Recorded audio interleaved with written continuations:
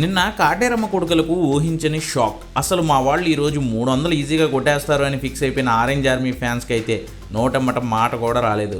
Reason, ఎవరు ఊహించని విధంగా Sunrisers Lucknow Super Giants చేతిలో ఓడిపోయింది. అంతకుముందు వైజాగ్లో భారీ స్కోరే చేసిన అశుతోష్ శర్మ చితక్కొట్టేయడంతో ఢిల్లీ చేతిలో అనూహ్యంగా ఓడిపోయిన లక్నో ఎలాంటి అంచనాలు లేకుండా హైదరాబాద్ మీద బరిలోకి దిగి ఆరెంజ్ ఆర్మీకే ఊహించని షాక్ ఇచ్చింది.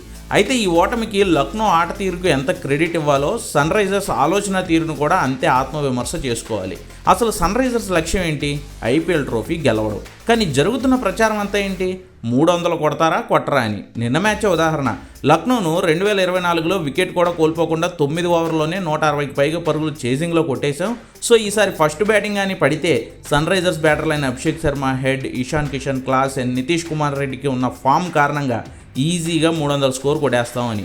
సో తొలిసారి ఆ ఫీట్ను సాధించిన ఐపీఎల్ జట్టుగా చరిత్రలో నిలిచిపోతామనే హడావిడి జరిగింది. దీన్నే హైప్ ఎక్కించుకోవడం అంటారు.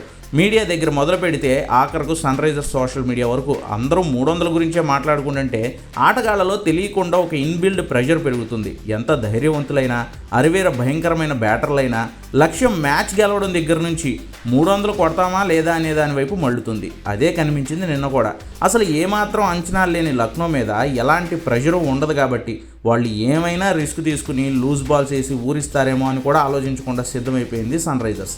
కానీ శార్దుల్ ఠాకూర్ మాత్రం నకుల్ అండ్ స్లో బాల్స్తో తెగ ఇబ్బంది పెట్టాడు ఆరెంజ్ ఆర్మీని.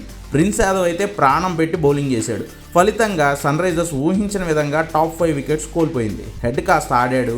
అనికేత్, కమిన్స్ 6లు కొట్టారు కాబట్టి 190 అయినా కొట్టారు, కానీ లేదంటే ఇంకా తక్కువకే అయిపోయేవాళ్ళు సన్ రైజర్స్.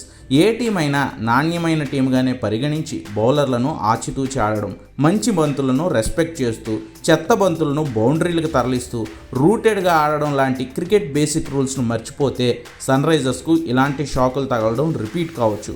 హైప్ తగ్గించుకోండి, రూటెడ్గా ఆడండి.